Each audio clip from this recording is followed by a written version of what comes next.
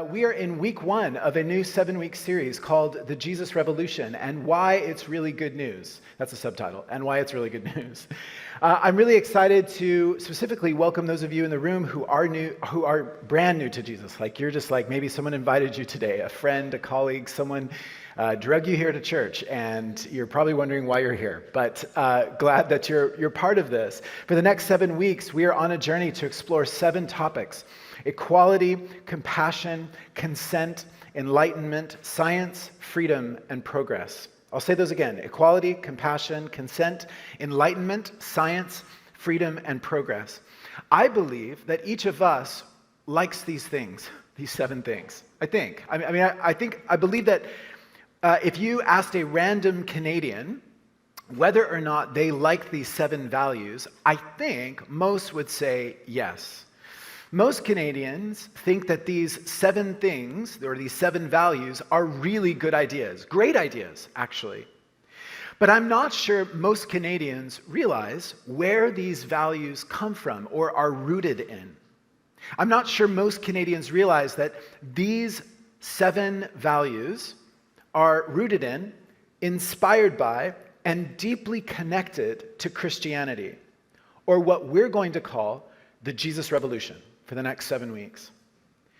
British author Tom Holland, and no, not Spider-Man, the other Tom Holland, maybe not as cool, Tom Holland, says the Jesus Revolution 2,000 years ago has been the most powerful and enduring revolution in history. He says this, quote, 2,020 years after the birth of Christ, we remain the children of the Christian Revolution, the most disruptive, the most influential, and the most enduring revolution in history.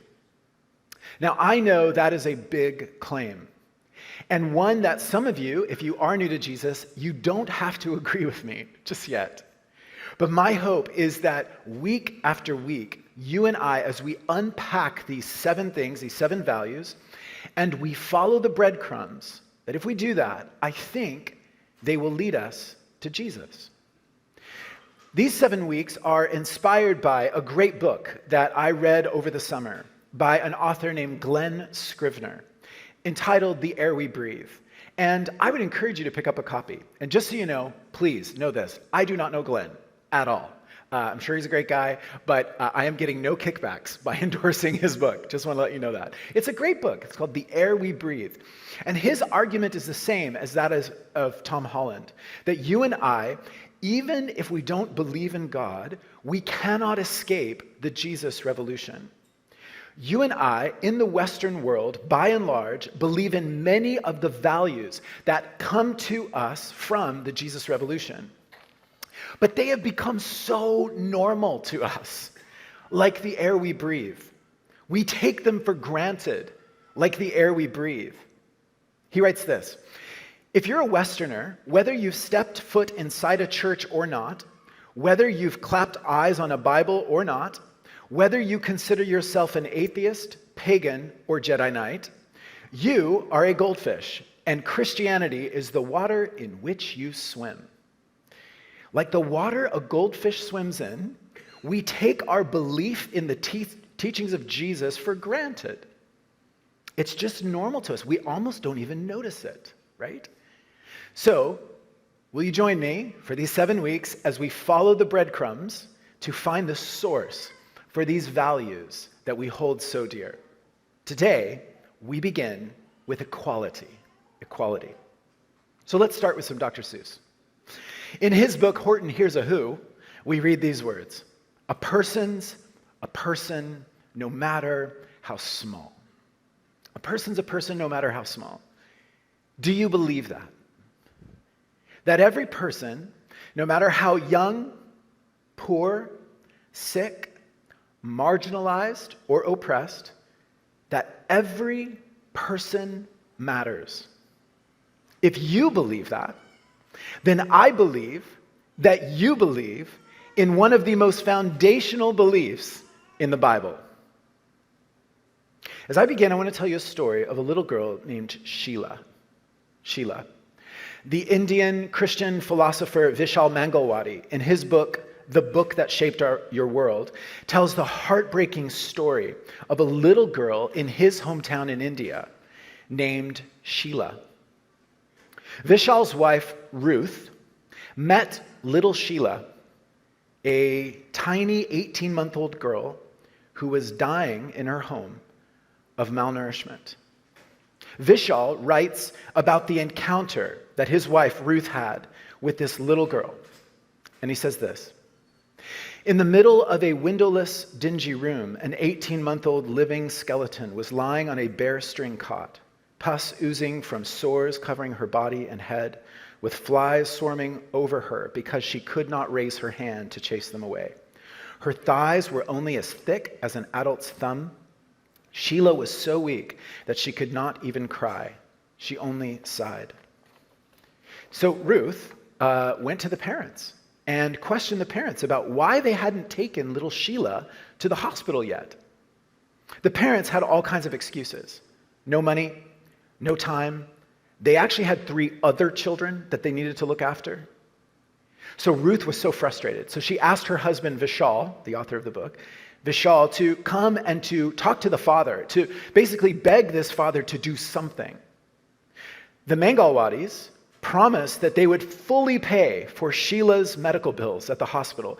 They would even pay for workers to come take the place of the father's job so that he wouldn't lose business while he went to the hospital with his daughter.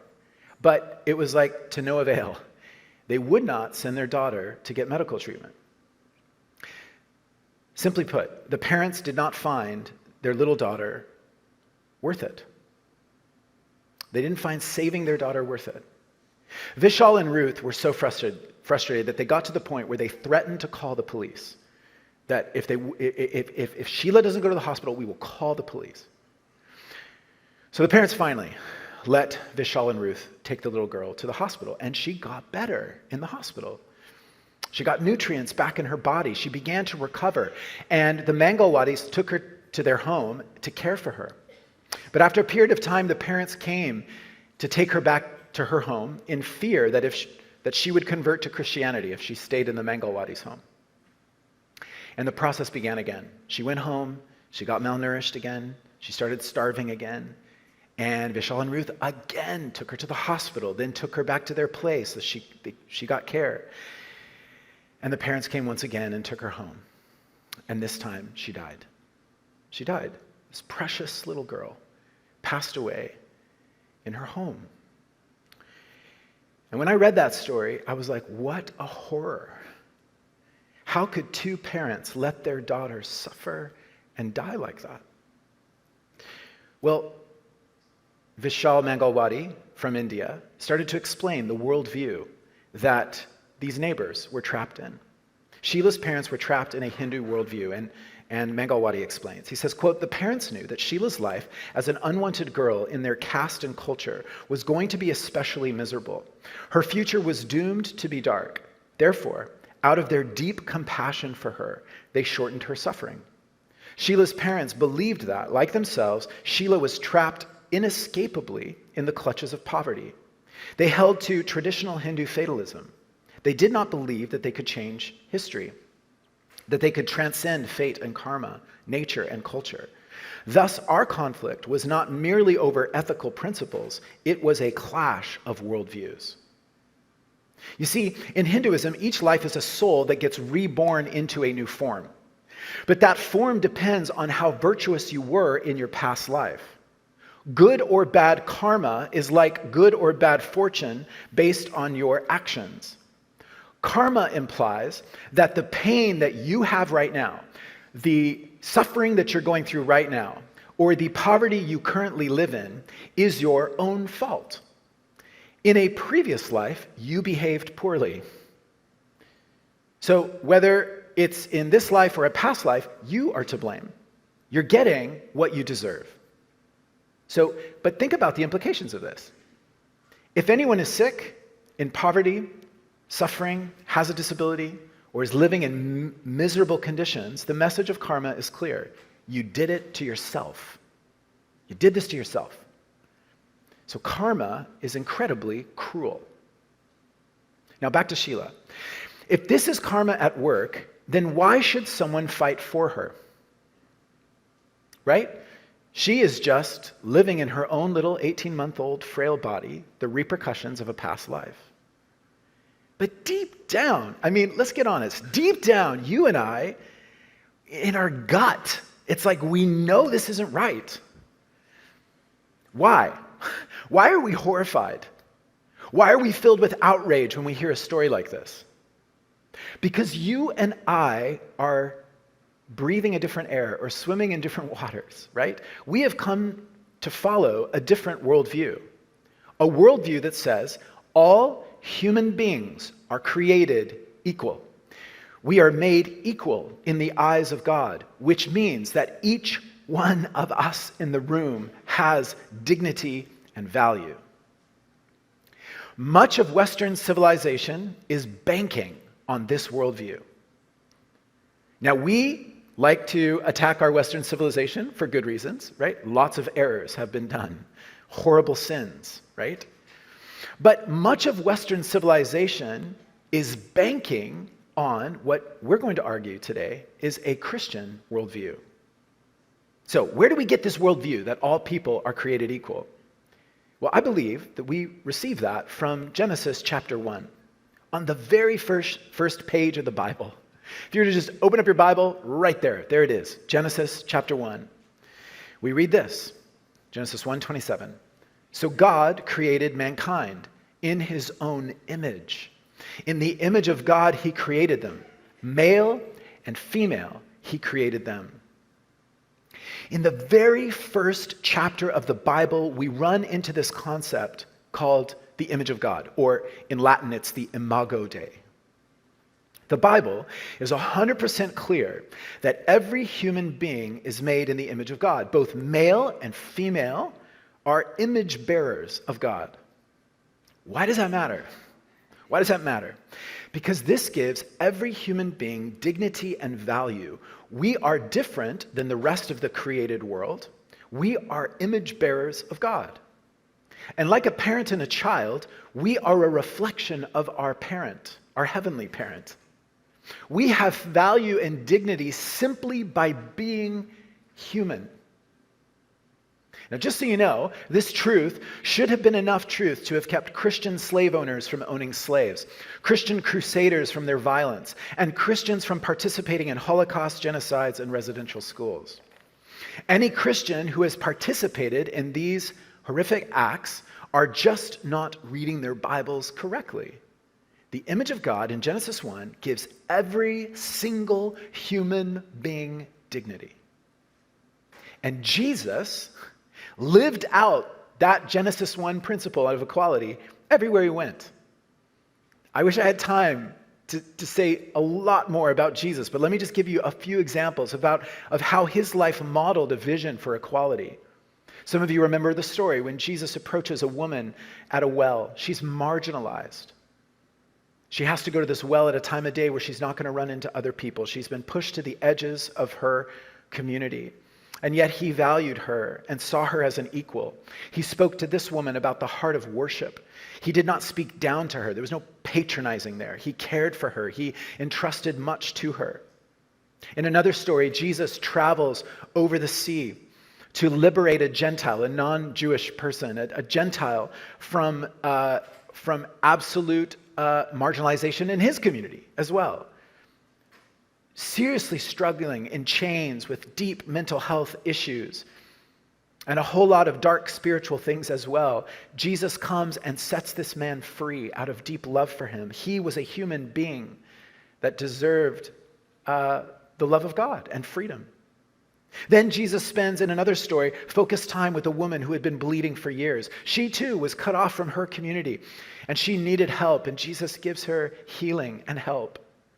Then Jesus spends time loving children, welcoming them into his circle, lifting up children and calling them equals. Jesus spends time with lepers and giving them tons of dignity as they were pushed to the edge of their culture. Jesus loved, everywhere he went, he loved the poor, the sick, the sinner, the outcast, and the lonely. It's like everywhere he goes, it's like just a pocket of that Genesis 1 vision of equality. Every human being mattered to Jesus. And there's like no patronizing, as I said a moment ago. He doesn't look down on anybody, right? He looks at them and sees them for who they are, image bearers of God. Richard Hayes from Duke Divinity School says this: Jesus, a small-town Jewish teacher executed by Roman officials as a troublemaker, continues after 2,000 years to vex our consciences, inspire actions of grace and mercy, and elude our categories. Now, after Jesus died and rose again, his followers then took what they saw in Jesus and lived out a revolution of equality. They lived it out. Starting in the city of Jerusalem, they began to spread all over the Mediterranean and then all over the world. And in general, they were obviously not like Jesus, not perfect, but the early church in general lived out this vision of equality, right? They were not perfect, but in history, in what we have of recorded history, we see that followers of Jesus cared about people equally, whether rich or poor. They treated women with dignity. They were a very multicultural group of believers. And in a world of patriarchal hierarchy, they were saying things like this in the Bible. Galatians 3, there is neither Jew nor Gentile, slave nor free, nor is there male and female, for you are all one in Christ Jesus. Meaning, you can follow Jesus no matter who you are. Each of you, no matter who you are, you have access to the love and the freedom and the life of Jesus. Whether you're a Jew or a Gentile, a slave or free, male or female, you are all one in Christ. And during this time in history, this would have shattered the inequality many people were living in the Roman Empire. And 300 years later, this Jesus revolution became the faith of the Roman Empire. It was too attractive for people. People were drawn to this vision of equality. And the influence of the Bible, of Jesus and his followers, and of their teaching on equality just cannot be quantified. It has changed Western civilization. So much so that you and I think that equality now is self-evident, that it's common sense. And some of you already have been probably reacting that way to what I'm saying. They're like, well, it's common sense, right? Like if I were to ask you, how do you know that every human being has equal value and dignity? You'd probably say something like, common sense? Like this is not rocket science, Common sense, isn't it obvious?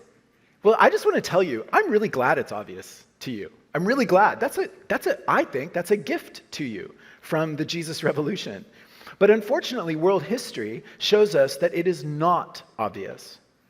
Plenty of people have used their common sense, the way they saw the world, to argue for the inferiority of women, that slaves are subhuman, that Jews are subhuman, that Tutsis in Rwanda are subhuman, that the untouchable class, the Dalits of India, are subhuman, that our First Nations neighbors are subhuman.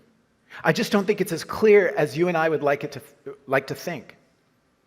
Now, just so you know, I'm a dual citizen, and all my family's in the United States, so I think I have the right to say what I'm about to say about the beautiful land of the United States, that I love dearly. But let me pick on them for a second. Let me say this. It wasn't clear enough or common sense enough for the very people that wrote the U.S. Declaration of Independence. Signed July 4th, 1776, the U.S. Declaration of Independence says, quote, we hold these truths to be, what? Self-evident, that all men, there might be a clue there, men, are created equal, where it starts to go wrong, that they are endowed by their Creator with certain unalienable rights, that among these are life, liberty, and the pursuit of happiness. Now, just so you know, I'm not trying to beat up on that. I think this is important. This is true. This is really true. We hold these truths to be self-evident, that all men are created equal. Okay, but let me just say, self-evident? Really? Thomas Jefferson, who penned these words, owned slaves at his home in Monticello. So, apparently not self-evident enough, right? See, my point is this. Without total trust in Genesis chapter 1 and the doctrine of the image of God, we start to do stuff like that. We say with our words, all human beings are equal, but we behave in ways that are contrary to that truth. Now, let me just play the cynic for a second, if I could. Are humans truly equal? Really? Really? When we look around us, do we not see lots of people that are quite unequal in appearance, talent, and capabilities? Let me ask, where do you see equality in human beings? You might say it's natural, it's in the natural world, it's common sense, but where do you actually see it in human beings? How do you know that they're equal? If you were going to try to prove that to me through the natural world, how would you know that? How is it self-evident? Can you prove it? Can you show me? Let me do a thought experiment for a second. Take any two people that you know, any two people, and one of the two of them will be way better at Jeopardy than the other, right? Not equal. Not equal. One of them will run faster than the other, right? One will be able to lift more than the other. One will be able to empathize more than the other. One will be taller. One will be wider. One might be more attractive at a superficial level, of course, right? And by the way, that changes throughout history, right? But one might be more attractive. One person's heart might be better than the others. Their lungs, eyesight, hearing ability, sense of balance might be better than the other. I could go on and on and on. No two persons are equal when we measure health, capabilities, talents, and appearance. They're just not equal. So Glenn Scrivener writes this, quote, "Compare any two people concerning any one attribute, and what will you conclude? This one has more than that one." This, of course, is the definition of unequal. To insist that two people are equal, really, when every human trait betrays inequality, raises the question, equal how? Where is this magical realm of where their equality exists? Can you show it to me? Now, obviously, he's being provocative, right? He believes in the equality found in Genesis 1. But you see, if we just had common sense or the natural world, where do you ground? It's a real question. It's a real question. Where do you ground your belief that every human being has equal value? All right. Well, if we can't find it really in the natural world, maybe we find it in the ancient world. Okay, yeah, probably not. But anyway, let's test this. Let's test it out for a second. Okay, the ancient world. The ancient world apparently did not understand justice the way we do today. This is really interesting. They don't understand justice the same way. In the Greco-Roman world, justice was not a fight for equality. It was the enforcement of the superior ruling over the inferior. Okay, so it would be unjust for the inferior to start, speaking on an equal level to their superiors, right? So you got to maintain justice, right? Here's Plato. Just listen to Plato. He says this: "Nature herself intimates that it is just for the better to have more than the worse, the more powerful than the weaker. Justice consists in the superior ruling over and having more than the inferior." Thank you, Plato. Right? Did you hear that? For Plato, justice is when the hierarchy of society gets all out of whack. Injustice is when the hierarchy of society gets all out of whack, right? But justice is when the hierarchy remains in place. When men rule over women and slaves, right? So this is common sense. He thinks that that's what nature teaches, right? Men should rule over women and slaves. I mean, this is common sense. We see it in nature, right? And which leads Glenn Scrivener to conclude, we consider justice to mean the equalizing of persons. The classical world considered justice as the enforcement of inequality. That was what nature intended. So justice is to keep women and slaves at the bottom of the heap and wealthy men at the top, the superior ruling over the inferior. It's what nature intended. So here's the deal. I don't believe that we find equality in the natural world. It's not actually common sense to our own eyes. I don't think we find equality in the ancient world. Could it be that you and I believe in equality because so much of the Western world has been profoundly influenced by the Bible, by the words of Genesis 1, and by the people who have lived out that belief? aka the Jesus Revolution. Are you with me? I went to Northern Ireland this summer, and my good friend is married to a lady from Northern Ireland, and her father, I was chatting with him, and he loved that expression. Matthew, are you with me? And he's telling me a story, and he's like, Matthew, you with me? I'm like, I'm totally with you. I'm in. So I just have that in my mind. Are you with me? See, without this belief in equality, you and I begin to argue for destructive ways of viewing people. One view, whether or not people have value, is held by Peter Singer. Some of you may know that name, Peter Singer, professor of bioethics at Princeton University. He argues that humans have worth as it relates to their capacities or capabilities. And what he means is this: the more you contribute to the world, the more value you have. And just so you know, before we start judging Peter Singer, he's really trying to find out how people have value. Like, what does that even mean, So he finds that people's value is rooted in their capacities. So the less you contribute, the less value you have in the world. In 1979, he wrote this. He said, "Human babies are not born self-aware or capable of grasping that they exist over time. They are not persons. Therefore, the life of a newborn is of less value than the life of a pig, a dog, or a chimpanzee." Right, yeah, so we feel it, right? And we're like, okay, so Peter Singer is arguing that babies, because they're not self-aware or capable of grasping that they exist over time, so they have less value than a dog, a pig, or a chimpanzee. Now, you and I in our gut are like, no, that doesn't sound right. You teach at Princeton, but I think you're wrong, right? That book came out from Cambridge University Press or whatever, but you're wrong. We just feel that, right? You felt it when I read that. So Christianity has given the world a great gift. Humans have value and dignity because they're made in the image of God. And that value has nothing to do with whether or not someone contributes, quote unquote, to society or not. Simply by being human, they have dignity and value. My friend Andrew said it this way. He said, "This should bring us great freedom. We can never age out of dignity or be too sick to have dignity." I love that. You can't age out of this. You have value and dignity. I wish I could look at all your eyes right now. Each of you has value and dignity. You matter. So if you don't like what Peter Singer is arguing, it might be your Christianity talking. You might be more influenced by the Jesus Revolution than you think. You may be, I know this sounds crazy, already be placing your faith in the teachings of Genesis chapter 1.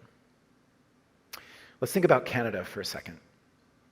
This next weekend, we have the opportunity to remember our First Nations neighbors and what they have been going through in the last number of years. And we are growing more and more horrified by the story of the residential schools as it comes to light. Many of us are learning for the first time. I know it's me. I'm learning for the first time of some of the horrors of what took place. Those who profess to be, we could talk about the government, but those who profess to be Christians ran those schools. And maybe as I've been talking up here, you're going, okay, equality, sounds great, Christians, but weren't you guys at the heart of residential schools? Those who professed to be Christians, to follow Jesus, ran these schools. And it is just a dark stain upon the story of Christianity and what Jesus wants to do in Canada and his teaching on equality, right? It is so wrong, period. Period, right? It's sin.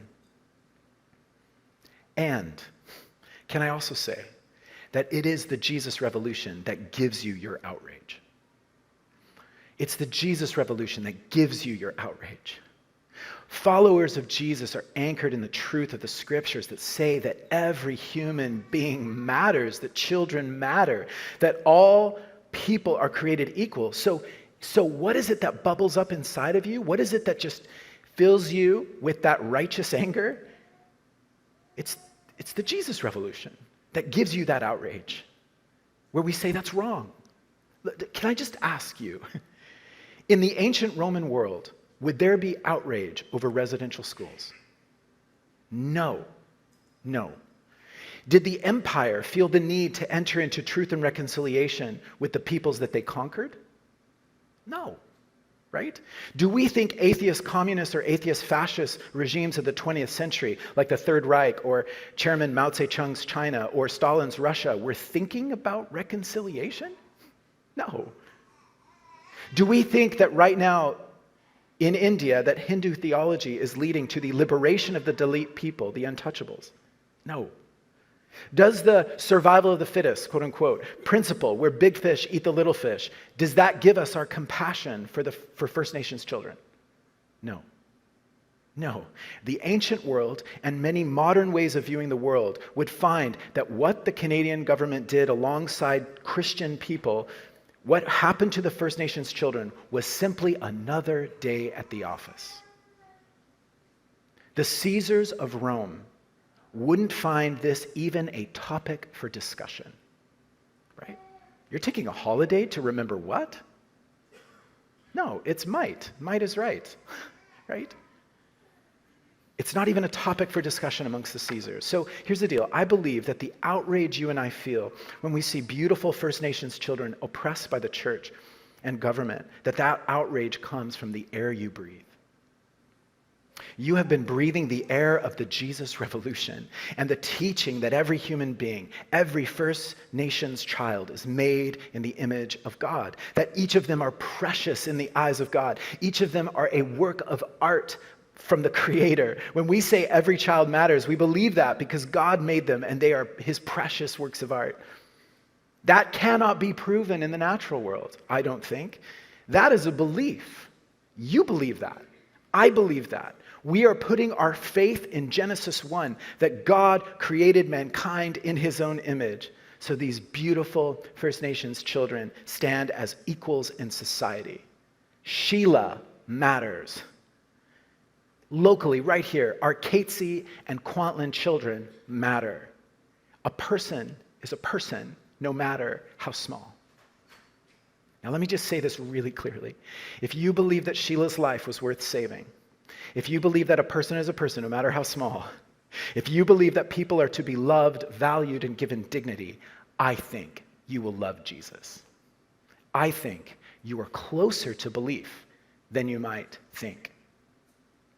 And for those of us in the room who claim to follow Jesus, it's worth asking, right? How are you and I living in a way that makes that truth a reality? Jesus followers, are you and I living in a way where we are treating people equally, giving them value and dignity, no matter who they are, no matter how much we might disagree with them, right? Are we doing that? Are we living in a way, and do our words dehumanize others? How are we part of practices that encourage the unequal treatment of people?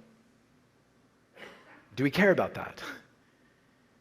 See, the Jesus Revolution means something has to change in Matthew, right? How do I treat the cashier, the server, those in the service industry? How do I treat people across the globe who made this shirt? How do I think about those things? How do I treat them the same on equal value? Right? These are questions that you and I, if we're Christians, we've really got to wrestle with this, right? I want to let you know, there was way too much to put into this sermon today. So if you want to keep the dialogue going or be part of an ongoing conversation, two quick things. First of all, Corey, our worship pastor, and I do a little podcast together. It's called the After Sunday Podcast. I'm going to talk about a lot of stuff that I wasn't able to put into this. And so we have a dialogue. We record them on Mondays, and so it should be kind of released on Wednesday. So just, that we're going to keep dialoguing a bit more. I would love, if you are new to Jesus, if you would like to email me, my email's on the website. I would love to hear from you. If you've got questions, if you're like, you hated every word I said, that's totally fine. Email me. I'd love to chat. I'd love to talk a little bit more. I'm just really grateful you're here. If you're a Christian and you didn't like my sermon, I don't want to hear from you at all. Don't send me an email. This is not about you. It's not about you. So anyway, I want to save my time to respond to people that are actually interested. And so also, if you are new to Jesus, we're starting a course this Wednesday, and it's called Alpha, and it's 8 weeks on introducing people to Jesus. It's kind of the basics of Christianity. And someone who brought you here today might be able to tell you more about Alpha. But my wife and I, we love Alpha. We'll be there, great meal, and we just explore the basics of Christianity. So we'd love to have you there. And one final thing, our prayer team is here today, and I just love our prayer team. And if you are new to church, just so you know, we have this prayer team because we really believe that God is here and that we can have a beautiful encounter with the living God in prayer. So if you have anything that you need prayer for, anything at all, just come to our prayer team. Some of them will be standing up front. We have our prayer room in the back. You can go to receive prayer. But we just love prayer here, and if you'd like to take advantage of that, someone would love to pray for you. Let me end the whole thing by saying this. I want to ask you a question. How is something valued? How are things valued? I want to show you the image of the Mona Lisa. And if you've been at North Langley, I've used this image before, but there she is. I don't really like the Mona Lisa. Okay, first of all, I come from a family of artists. I love paintings. I've never been drawn to the Mona Lisa. Like, I don't know, the background seems like she's walking through some land of death or something like that. It's just a crazy picture. But I feel like it's a little creepy, the picture. And so I'm not sure if any of you feel that way, but I'm like, how is this valued at such a high amount? So I did some research. In 1962, the Mona Lisa was valued at $100 million US. Today, take inflation into account, the 1962 value is estimated to be about $780 million. But one estimate I read from the UK is that it could be valued at $1.6 billion. Can you imagine? $1.6 billion. Okay, so how are paintings valued? Well, very simple. Whatever someone is willing to pay for it. Right? That's it. How do you value a painting? Whatever someone's willing to pay for it. Right? What's the world willing to pay for the art? Well, that's its value. That's why some of you are like, I've never understood why a big red ball in the middle of a field is called modern art. Who would buy that? And it's like, somebody bought it, so that's its value. A big red ball in a field. And here's what I want to say. When we look at the cross of Jesus, when we see Jesus with his arms outstretched, dying for the world, for every human being, he paid an incredible price. Now, calculate the value of all humanity. No matter who you are or what your life looks like, Jesus paid the ultimate price with his very life, shedding his own blood so that he could have you, so that you could have his life and his grace and his freedom and his forgiveness, all of it. He paid that price for you. He sacrificed his life for you. That's how valuable you are. You want to know how valuable you are? It's what somebody is willing to pay to have you, to love you, and to give you life. See, to Jesus, it was worth paying everything to have you. Can we stand together? We're going to continue in worship. But I end with this. If you have faith that equality is real, would you follow the breadcrumbs? I believe that they'll lead you to God. If you have faith that equality is real, I think you will really, really love Jesus. And that's my hope for the next 7 weeks. Will you join us next week as we talk about compassion?